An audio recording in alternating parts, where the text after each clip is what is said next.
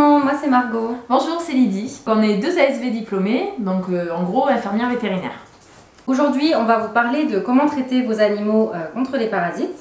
On va commencer par les puces. Donc les puces, le plus embêtant, c'est l'infestation qu'il y aura chez vous et les problèmes qu'elle va engendrer sur votre animal. Donc voilà, Margot vous montre une superbe puce, puis on mettra une photo, voilà, c'est bien dégueu.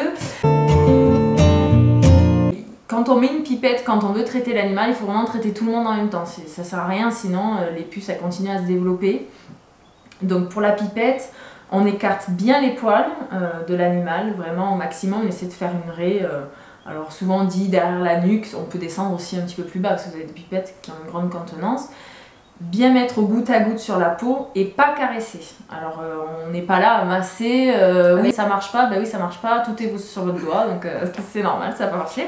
Donc voilà, c'est vraiment bien prendre le temps, l'idéal c'est d'être à deux. Voilà. À deux c'est plus facile, sachant qu'une puce peut pondre jusqu'à 30 œufs par jour, voilà, l'infestation est vite arrivée. Vaut mieux traiter en amont pour éviter tout ça. Ensuite, on va vous parler des tiques, petites bêtes bien dégueulasses aussi, qui montent sur les animaux et aussi sur nous. Aussi les moustiques qui transmettent des maladies, notamment chez le chien, la leishmaniose, il y en a beaucoup dans le sud de la France. Après vous avez poux, gale, voilà, toutes ces petites trucs bêtes sympathiques. Et ensuite on a les colliers, qu'il faut bien mettre aussi. Pareil, on a souvent des cas où les gens nous demandent pourquoi le collier n'a pas marché. C'est normal si le collier il pendouille, il n'est pas, voilà, serré. Alors il ne faut pas non plus le serrer au max, hein, mais il faut bien qu'il soit au niveau de la peau. Vous pouvez mettre deux doigts, ça suffit. Ouais. Deux doigts, ça suffit toujours. Voilà. Et voilà. Donc, il est actif et en contact avec la peau. Donc, exactement. Tout ce qui est comprimé, c'est que sur ordonnance. Donc on ne va pas vous faire d'explications sur les comprimés, ça sera plus tard sur la prise de médicaments, on vous fera des vidéos.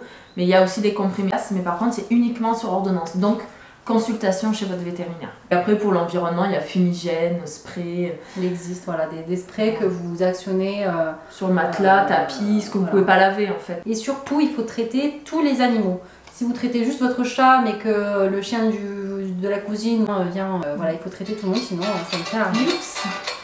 Ouais, donc bien traiter tout le monde. Voilà, la vidéo est terminée pour aujourd'hui. Merci de nous avoir suivis jusqu'au bout. La semaine prochaine, on va parler de comment administrer un médicament prescrit par votre vétérinaire. On espère que ça vous a plu et n'hésitez pas à nous suivre sur les réseaux, donc Instagram, Facebook aussi. Et notre blog. Et le blog. Donc plus de détails sur le blog. Voilà!